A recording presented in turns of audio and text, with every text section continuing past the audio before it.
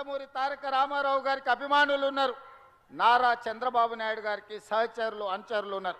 వాళ్ళందరికీ నా విజ్ఞప్తి ఒక్కటే, ఈ తెలంగాణ రాష్ట్రంలో తెలుగుదేశం ఉండొద్దని కక్ష గట్టి ఆ పార్టీ నాయకత్వాన్ని దెబ్బతీసిన చంద్రశేఖరరావును బీఆర్ఎస్ను సమూలంగా 100 మీటర్ల గోతి తీసి పాతి పెట్టినప్పుడే బీఆర్ఎస్ వాళ్ళు గద్దెలు దిగాలి, ఊర్లలో బీఆర్ఎస్ దిమ్మలు కూలాలి. అప్పుడే నందమూరి తారక రామారావు గారికి నిజమైన నివాళులు అర్పించిన వాళ్ళం అవుతాము. బీఆర్ఎస్ జెండా గద్దెలు కూల్చాలని మాట్లాడుతుంది. బిడ్డను బీఆర్ఎస్ జెండా గద్దెల దోలికొస్తే నీ గద్దె గుంత జాగ్రత్త అని చెప్పి హెచ్చరిస్తా ఉన్నాం.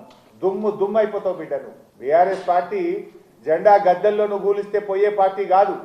తెలంగాణ ప్రజల గుండెల్లో పుట్టిన పార్టీ బీఆర్ఎస్ పార్టీ, ప్రజల హృదయాల్లో ఉన్నటువంటి పార్టీ బీఆర్ఎస్ పార్టీ. తెలంగాణలో టీడీపీ ఉండకూడదని ఆ పార్టీ నాయకత్వాన్ని బీఆర్ఎస్ దెబ్బతీసిందన్నారు సీఎం రేవంత్ రెడ్డి. ఎన్టీఆర్ జీవితం అంతా కాంగ్రెస్కు వ్యతిరేకంగా పోరాటం చేశారంటూ కౌంటర్ ఇచ్చారు హరీష్.